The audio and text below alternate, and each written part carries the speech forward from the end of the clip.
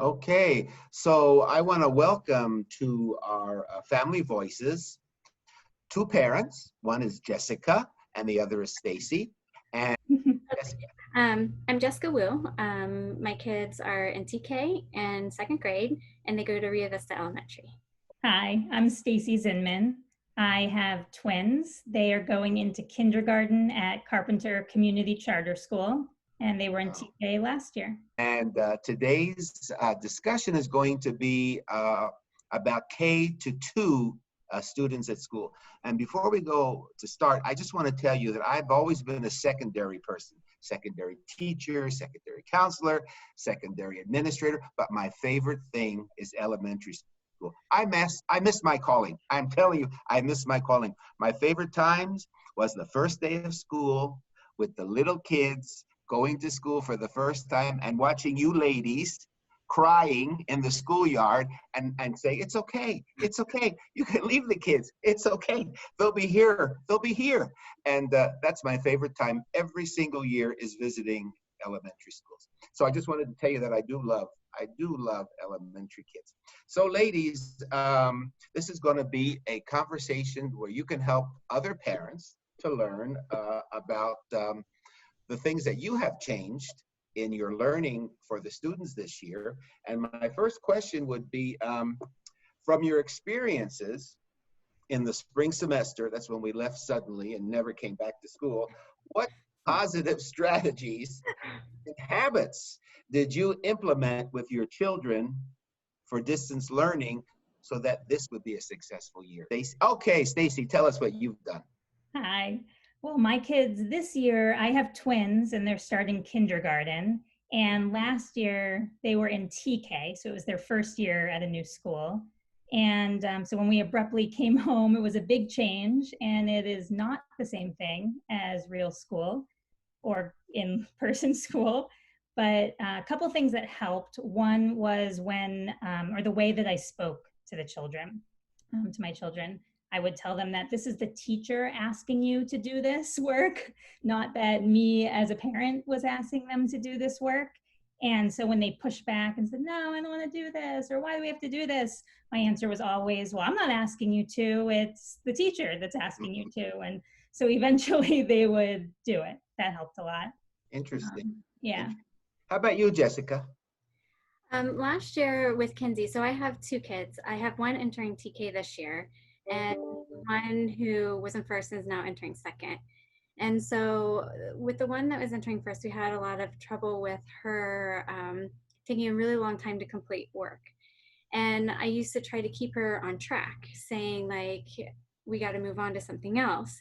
And so this year I'm letting it up to her. It's like, it's all her timetable. So if she needs to take 2 hours to do something, she can take 2 hours to do something. She just needs to know that then she doesn't get to play until after everything's finished. So it's more letting her take responsibility for her own work. So hopefully that'll help. She seemed really excited about doing that. That's good. That's good. That's wonderful. So I know they're little kids, but they still have plenty to say. So did any of your kids give you any feedback about how it's different this year than it was last year from your instructions to them? Either Stacy or Jessica? Yeah, Kinsey, she had trouble sometimes sitting on Zoom for long periods of time. And Me so, too. yes. And so one of the feedback was how to get her to be able to sit there. And so we talked about, well, she would have a little pad of paper. She likes to draw. She's allowed to draw as long as she's listening to the teacher and doing well. So that way she doesn't roll around on the bed. That way she can sit there and listen and be a participant in class. And so that's one of the things we tried during the summer, and it kind of worked. And so we're going to continue on trying this year. And she mentioned to me she likes breaks. So I was really happy when I saw the schedule and that there was 10-minute breaks, and she had mentioned that previously, that that's something she needed. I think my kids both really appreciate personal connections. So one thing we did that seemed to work was whenever we had to submit photos or videos to our teacher showing that we did the work, sometimes I would add in like little comments like, oh, Riley struggled with this, or Benjamin really was proud of this. And the teacher would get back to us and give personal comments back, like, oh, you did so great, or I can see you really worked so hard. And my kids would talk about that. They would tell their grandparents, and they would tell us over dinner, oh, my teacher said this to me. And just getting that like unique and personalized response was really helpful. That's great. So let's talk about your setup at home. Many times the parents themselves are Zooming for work, both parents, sometimes one parent. So what is your setup at home for this new school at your house? Either Stacy or Jessica, what is it? How does it work? Well, so previously in the fall, since we thought we were going to go back, I kind of had her make her own space, but it was very comfortable. It wasn't like a classroom. So this time what we did is we have her materials next to her. We have, I didn't get a desk. What I got was a kind of a long shelf where Kinsey and Lennox can sit kind of near each other, or I can sit near one of them. And then I'm also in the room, and then I have a little laptop table, so I'm right there too, so I can get up and down and help them when they need.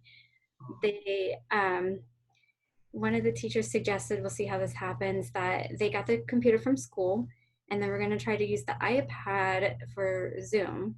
And so that way, that when they have breaks or they go into the waiting room, then, or if they're doing small groups, they can go and do their work on the computer, and then they know when the teacher pops back on and to go back into class. So that's something we're gonna try doing. Stacy, how about your setup? I had my kids together at the dining room table to start with, and I found that they were distracting each other. They would just start to bicker or answer each other's questions. So I had to move tables into each of their individual bedrooms. And that worked a lot better. It's definitely hard having them at home all the time, but it was helpful that once they got on and I logged them on the Zooms, they very quickly figured out how to mute and unmute themselves. They were only 5. And oh man, I'm always talking on mute, always. Yeah, it's frustrating for them because they have never really used a computer. They were told they couldn't, and then all of a sudden they have to know how to do everything on the computer. But they figured out how to mute themselves, and so then I can kind of leave the room unless there's a technical problem. Good. Do your kids have any stuffed animals around their computer when they are playing or when they take a break? It's just strictly the academic atmosphere in the room? Yes. That's very nice. That's very nice. Well, mine is in the kids' bedroom. Mine is in the kids' bedroom. Okay. So they do have their toys and their bed there, but I try and keep the desk during school hours to be strictly school. And then during breaks, they can sit on their floor or go somewhere else in their room to play. And then when it's not school hours, they do draw and play at their tables. Yeah, that's good. That's good. So anything that you took away from the last semester of distance learning that you are implementing this time with distance learning, something positive? I guess to reevaluate would be the one thing, because you have this idea of how you want to do things and you're like, it's going to work, but it doesn't always work. And instead of powering through it, I'm going to reevaluate to see how things like work, how I can make it better, and listen to the kids too, because they, even though they might not tell you something doesn't work for them, you can kind of tell. And so seeing how and having the discussion with what they need, how to keep them on Zoom, how to keep them engaged, and that. You can think of.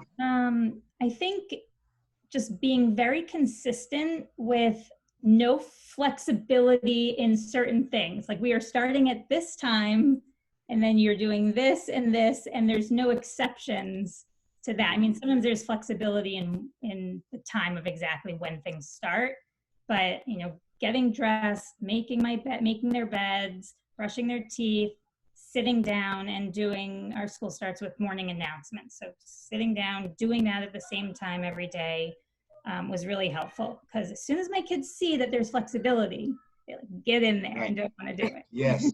Understood. Regimentation, I mean, even we as an adults have to know. So, physical activity, you know, I was a middle school person, and I know that the kids have an attention span of about 15 minutes, because after 15 minutes, you're going to have to change activities or change whatever. So what do you do for physical activity at home during this time? What do you do? What does one do? Jump on the bed. Yeah, lots of obstacle courts and forts over here. Yeah, we have lots Yeah. of forts. Yeah, yes. Okay, that's good. What helped to motivate your kids? Two things that work. One thing that works for both kids is like a reward at the end of the day, and something they really like to do. Unfortunately for us, it's more screen time. They get to play games, but like they just love it. And so saying like, you know, the sooner you're able to get your work done, then you get to go and actually go and do this thing that you really like. So the reward system, the positiveness really helps them. The other thing that actually helps Kenzie a lot is talking about how her friends are doing. So that she's struggling, but her friends are too, and you guys are all kind of in it together. And that makes her feel better that it's not just her having a hard time, that everybody's trying this out. It's a struggle, and it's okay. We learn from it. So it made her feel better that, you know, she's in it with other people. Positive reinforcement. How about you, Stacy? Anything special that really helped to motivate your children? They really appreciate dessert. So even building with mini marshmallows and toothpicks, like it doesn't even have to be eating the dessert. Just any involvement of something that they enjoy is really fun for them. So just knowing that that is sometimes included in their schoolwork would help get them to the table. You know, Jessica, when you said jumping on the bed, that made me laugh, because I remember when I was a teenager and my nieces and nephews would come over and they would jump on the bed. All of a sudden, all this money started flying out. I don't know where this money was coming from, but my mom used to hide money under the bed, under the mattress. So it was all, I told the kids, keep jumping, keep jumping. What closing advice would you give to other families who are beginning the distance? I would probably say this is hard. It's hard for everybody. It's very different than it used to be. So to Jessica's point, you're not alone in this. Yeah. I know one thing my husband and I did was we sat down and said, okay, what is our top goal for each of our kids? And, you know, we can't do everything. Everyone's missing out on the social connection and everything that comes along with what school used to be. But for us, as long as we can focus on what is that one top goal and ask ourselves, what can we do as parents right now, given our situation, to help them move towards that? I mean, everything else is just kind of out of our control. I actually completely agree with it's really hard for everybody, and people have different situations that make it really hard, but in that sense, everybody's also really supportive.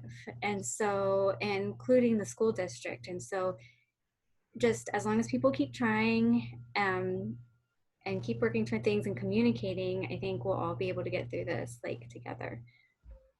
Yeah, I agree. And, you know, being positive and being hopeful are really important, because your kids hear everything you say, even when you think they're not listening. They hear everything you say. And it's always so important to be positive so they have a positive attitude too.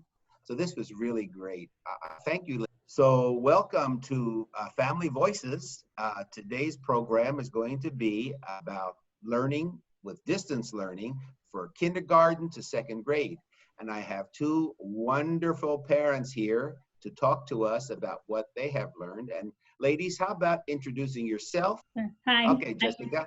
Oh, go ahead. Goodbye, Jessica. Goodbye, Stacy. Thank you for being on the program. We appreciate it. Thank you.